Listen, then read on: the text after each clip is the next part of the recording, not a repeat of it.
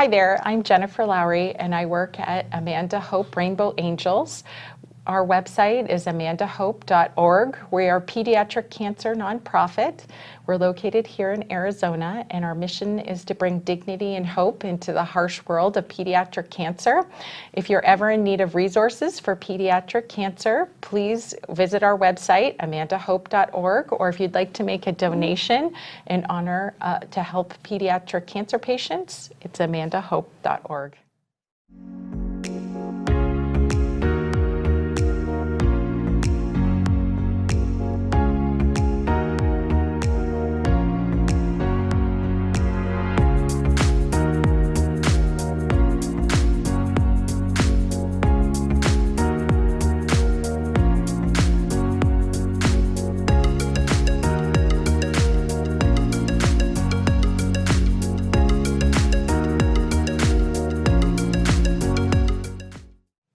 Welcome to Anchor Moments. Today, our show is sponsored by Amanda Hope Rainbow Angels. So excited to be a part of Amanda Hope, and we're going to hear a lot of stories today because I have a special guest, Jennifer Lowry, who works for Amanda's Hope, and she has some pretty awesome anchor moments. I've known her for a long time. Jennifer and I used to work at Matthews Crossing Food Bank. She actually was the person who introduced me to Matthews Crossing Food Bank, and we worked together there for a while, and we've also volunteered on Girl Scout projects together and had a lot of fun over the years. And now she's got a new adventure working for Amanda's Hope. Well, Jennifer, can you tell us a little bit about yourself before we start talking about your anchor moments? Yes. So my name is Jennifer Lowry, and I have two wonderful children and a husband as well. We've lived here in Chandler for 15 years now, and I guess that makes us residents now. Yeah, absolutely. Currently, my son is 13 and my daughter is 11. And we have had some interesting moments in the last 2.5 years. Currently, my daughter Lila is being treated for leukemia. Her cancer journey has gone for just over 2 years now, and she has 2 more months to go. And that's actually what brought me to work at Amanda Hope. Oh. Okay. Can you tell us a little bit about what they do at Amanda's Hope? Sure. Amanda Hope Rainbow Angels is a pediatric cancer nonprofit. And here in Arizona, we help all children under the age of 18 that are battling cancer. Okay. And it was named after our founder's daughter, Amanda. And as you can see, we're wearing tie-dye. Tie-dye was our founder's daughter, Amanda's favorite color. Oh yeah. Everything. It's mine too. Yeah. I actually bought an Amanda's Hope shirt, and it was supposed to come sometime later today, and I wasn't able to wear it, and she surprised me with a tie-dye one. I'm so excited. I love it. So every time we go into the hospitals, we are in Arizona here, there's 3 children's hospitals that have oncology wards, and we are there twice a week. And every time we walk in, we're in tie-dye, and the kids know, that's Amanda Hope. They're coming to, we serve meals in the hospitals, we do spa days, we paint nails, we do remote control fun car days. And the founder, Lorraine, her daughter was Amanda, and Amanda battled leukemia for 2.5 years. Okay. And then when she was cancer-free with leukemia, 3 to 6 months later, she started having some more issues, and they found that she had a brain tumor. And so 9 months later, she passed away. And Lorraine, the founder, that was her daughter, and she started the nonprofit because of her daughter, Amanda. And when Amanda battled her cancer for the second time, she was 12 at the time, and she didn't like taking her clothes off for anybody. So what Amanda came up with was a shirt that has zippers here and snaps down here, and that way she could have her port accessed. When you have chemo, you typically Yeah. get a port placed. This way, she could just unzip, have her port accessed for her chemotherapy or her blood products, and then zip it back up. And so that's how Amanda's dream started. That's how Amanda Hope. And so when Lorraine's daughter passed away, she started it out of her house, making the shirts, having the shirts made, and giving them away. Oh, so And other children that have port issues would be able to yes, use those kind of shirts. so now we give them away for free and to all children here in Arizona, and we have donors and sponsors. And then through Lorraine's journey as well, there was other things like she had her power shut off while they were going through their journey. So now we offer financial aid, keeping the power on, giving grocery cards, gas cards, just helping financial assistance to families here. Typically, a cancer journey for a pediatric cancer, so childhood cancer, it typically goes for 2 to 5 years, and one of the parents will, in about 90% of the families, has to quit their job. And so, financial, paying your bills, it's hard. it's It's really hard. So that's another journey. That's another part of Amanda Hope, helping with financial aid. And helping those families and giving them they give sometimes gas cards, because even driving back and forth to the hospital. Even if you're not staying in the hospital, you're at the hospital 4 times a week, getting chemo, going for checkups, getting blood transfusions. And so, and that's how my journey with Amanda Hope started, actually, because my daughter was diagnosed with leukemia, and she received one of the Comfy Cozy zipper shirts. Okay. So that was our first introduction to Amanda Hope. And at the time, I had to quit my job, and I used to work for a nonprofit. So once my daughter was almost at the end of her journey, she is now in the summer, it was honestly, we always say, Amanda is like an angel who watches over Lorraine. And so last spring, I was saying to Lorraine, when we were at one of the functions for Amanda Hope, I was saying, when Lila, goes back to school and is feeling a little better, I'm going to get back into the nonprofit. And so I was talking to her about that. And literally a month later, she said, you know what? I'm actually looking for a fundraising professional. And she always says that it's her angel, Amanda, on her shoulder, telling her, this is the person. So I said, you know what? I think this is the position for me. I'm getting goosebumps now because it just happened, and we know that it was a divine intervention that I needed to work for Amanda Hope, and that's how I came to work there. Wow.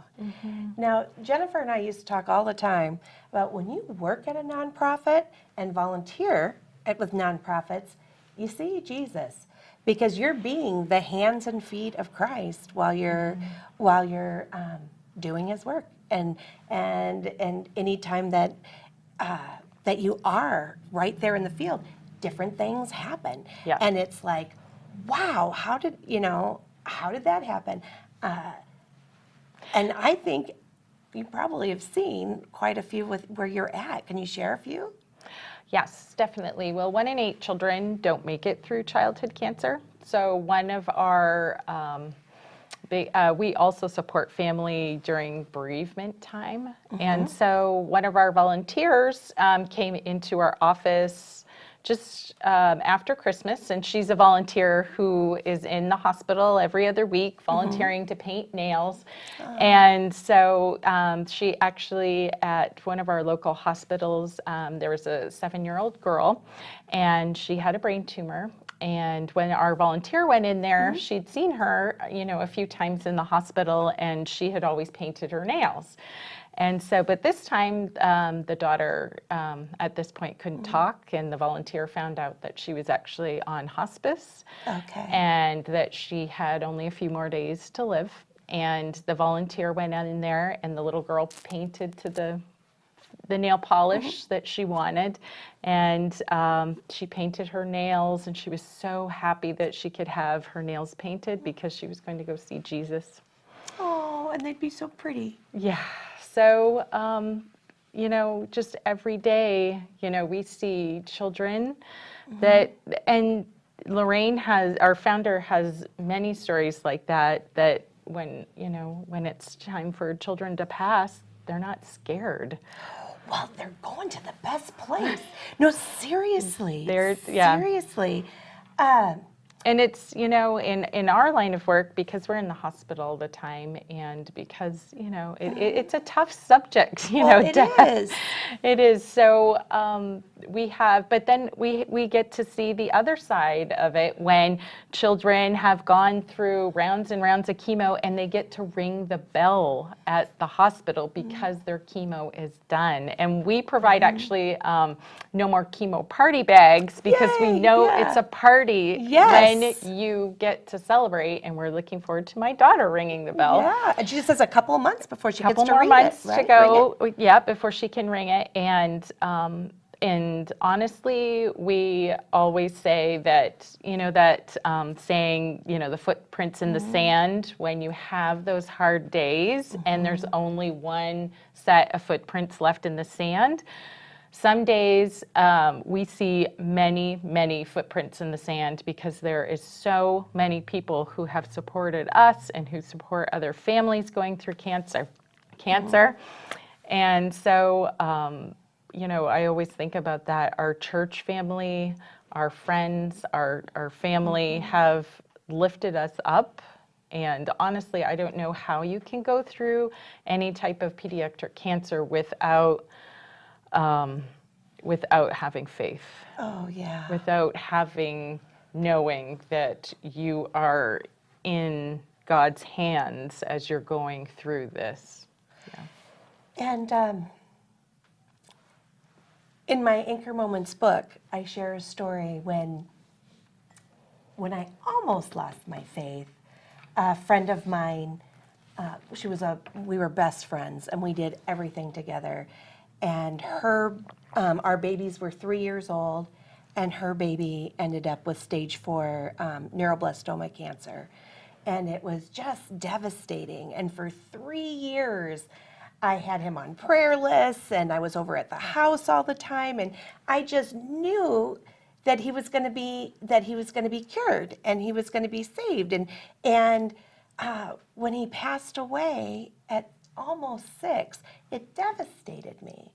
And I was so upset with God. He was such a sweet little boy. Why was he not cured? And it was heartbreaking. And that was 20 years ago.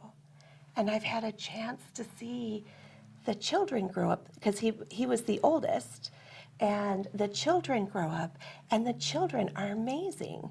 One of the brothers, he at Hamilton High School it's a big high school, thousands of kids. He's been Student of the Month more than one time in a year. I mean, wow, because he was such an amazing kid. But he knew that every day counts. Other people's lives were changed by knowing Michael for especially those last 3 years. There are doctors and nurses whose lives were changed by Michael, and they even went to the funeral and said wonderful things. And I discovered through that process how every day is a gift. God gives all of us a gift of days, but we don't know how many gifts we're going to get and how many days we're going to have. But our life is precious, and we can all do things with our life to make each day count. But when you look at it, if you live to be 100, your life is this long, okay? If you live to be 50, I'm 50. You're already this much, If you die as a baby, right here. So somewhere between here and here is how many days you have. But eternity in heaven with God and Jesus and the Holy Spirit, from here past the moon and stars, it's so infinite. Yeah. And so beautiful and blissful and full of love. But this time from here to here is where we get to try to make a difference for others. And you can. Yep. You can, even as a kid. And that's why I think working for Amanda Hope, why I was called to work for Amanda Hope, because I know what these families are going through, because we go through this. But I know that you had asked me, where do we see God in this? And I see God in this journey with the nurses that take the time to learn all of our family names and remember when our pastor was the first one to show up at the hospital when we first got Lila's diagnosis. And you know, the meal trains that came to our house, and the prayer lists and the emails and the texts. That's where I see God in this, is the personal, you know, things that, because nobody knows how to help. Nobody knows. We always have this story when Lila's hair first fell out. She received 26 hats in the mail from different people that we knew. And, you know, and for us, you know, we were like, oh my goodness, it's another hat, but they didn't know how to help us. They didn't know what to do. And to us, each one was very special, because that means somebody was thinking of us, you know, somebody was saying a prayer for us. And so we cherished each one of those hats, each one of those gifts, because we knew that they cared. They just didn't know what to do. But they didn't know what to do. Absolutely. I had asked my mom about that. My mom was an oncology nurse for a long time. And so when Michael was going through his stuff, you know, I asked, Mom, what do I do? How can I help? And she said, just be there. And she gave me ideas. Like sometimes I would watch the other kids, and I would take Michael's brothers and sisters and go to a fast food restaurant that had toys that for the kids to run and play on, and so that way she could just concentrate for a little bit on Michael and not have to take care of some of the other kids. I remember one time going to their house, and I said, oh, I'm looking forward to having cinnamon rolls. You know, my mom makes the best cinnamon rolls, and I tell you, they taste like heaven and smell like heaven. And Michael hadn't eaten in a long time, for a while there, because nothing tasted good. And he said, he woke up the next day and he told his mom, I think I want a cinnamon roll.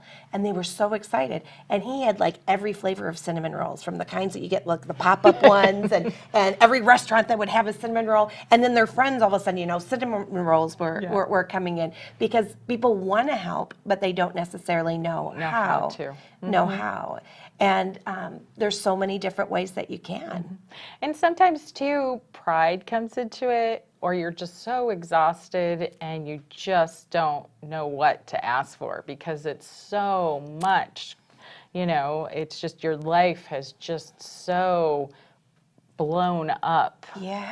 And one of the things I am very grateful for is I have a son also who is now 13, and he before you know, my daughter's diagnosis, we go to church every Sunday, we participate in youth groups, and my son being able to go to youth group, and our youth group ministry would pick him up and bring him home, and that was just amazing. We would be at the hospital, my husband and I would trade off at the hospital. My son didn't get to play football, he didn't get to do extracurricular activities, but our church really stepped up, and the youth, and that was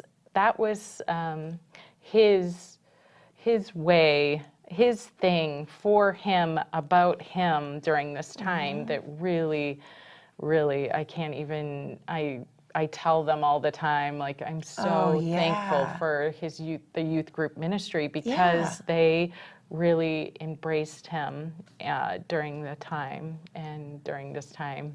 And so I'm so thankful again for our church. I don't know how we would have gotten through this without our community, our church community. Absolutely. Absolutely. So there are ways that people can help, like you said. If the child isn't an only child and there's other children in the home, having an opportunity or saying, hey, there's a movie coming out. Can I take your kids? Or play date, and take some of the kids and go to a park for a little bit, or doing something. Just a break. And because you're so focused, on your one child, it's just the other ones, unfortunately, until you get through it, you have to spend, focus. And when you go into the hospital, I always say, like, I could be at the hospital for, weeks on end, but you just are so exhausted. I don't know what it is. Yeah. Some days I only walked like 400 steps, but I was emotionally exhausted.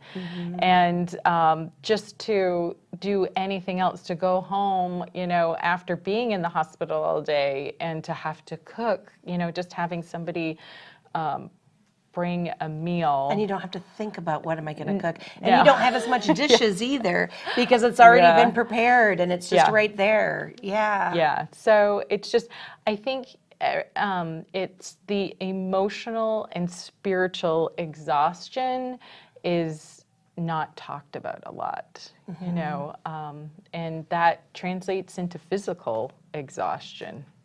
Honestly, it really does. And do you have one more anchor moment story you'd like to share?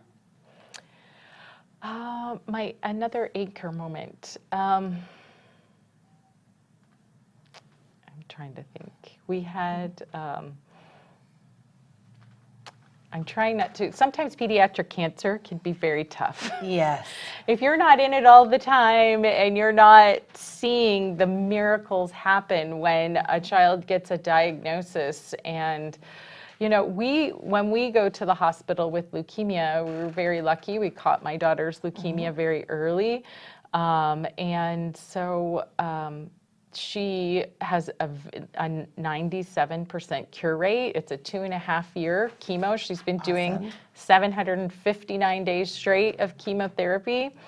But when we go into the hospital, I just pray and love on all those other children who don't have the diagnosis that my daughter has.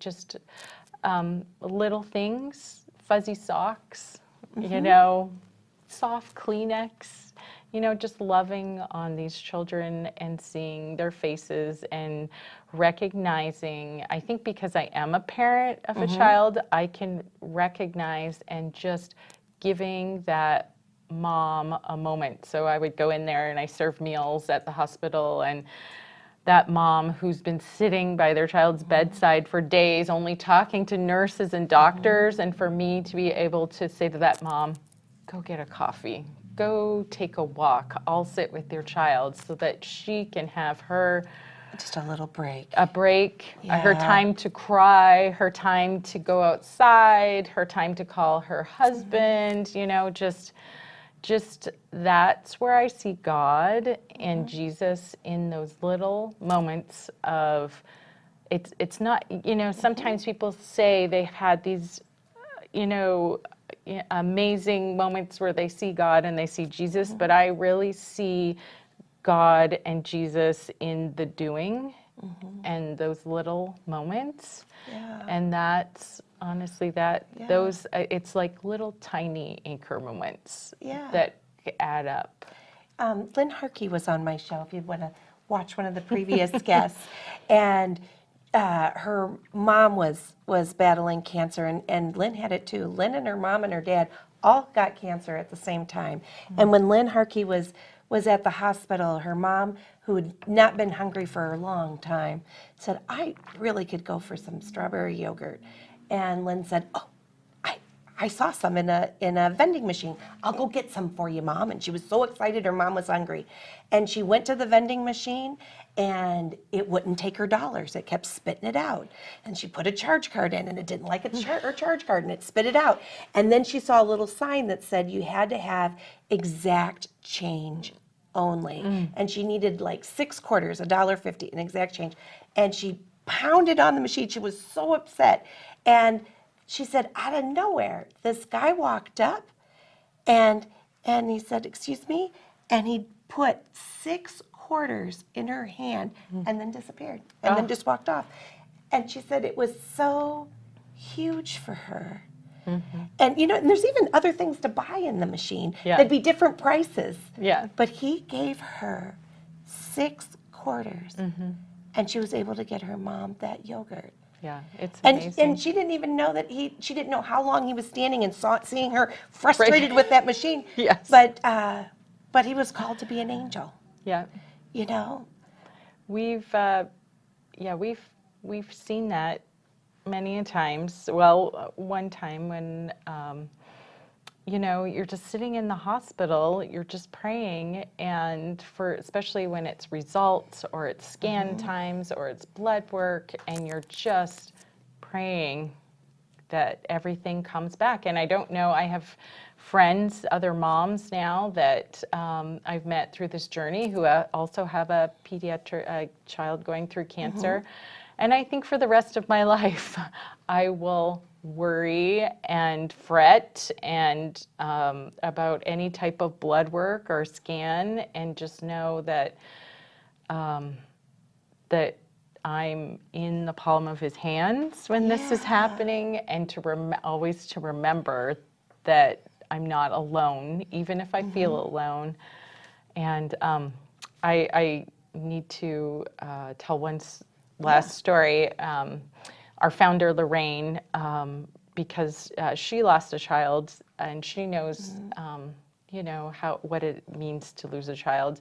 And so when she was at one of the local children's hospitals, one of the little boys said to her, he knew that it was his, he didn't have long to live, and he said, I would love to see the sunset, and I want to, with my parents. So they wheeled him out, Lorraine wheeled him out, and they wheeled him out in a wheelchair with his family to the helipad on this children's hospital.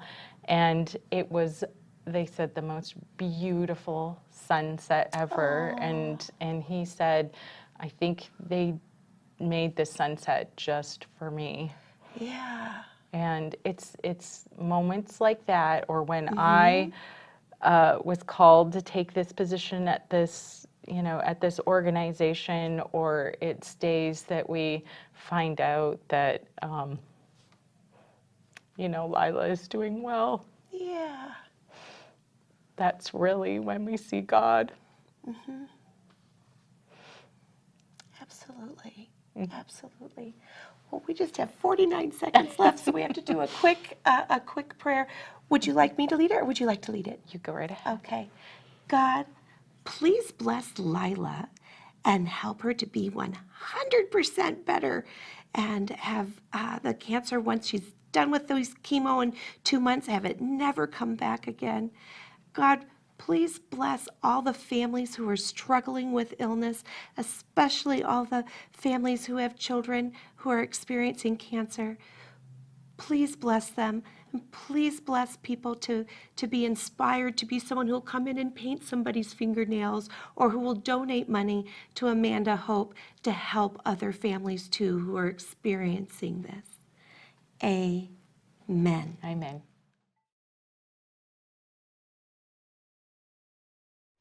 The preceding program was brought to you by the Holy Spirit Broadcasting Network, HSBN Television.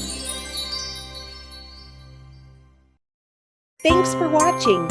Please click to subscribe and click the bell to be notified when we post new Anchor Moments videos.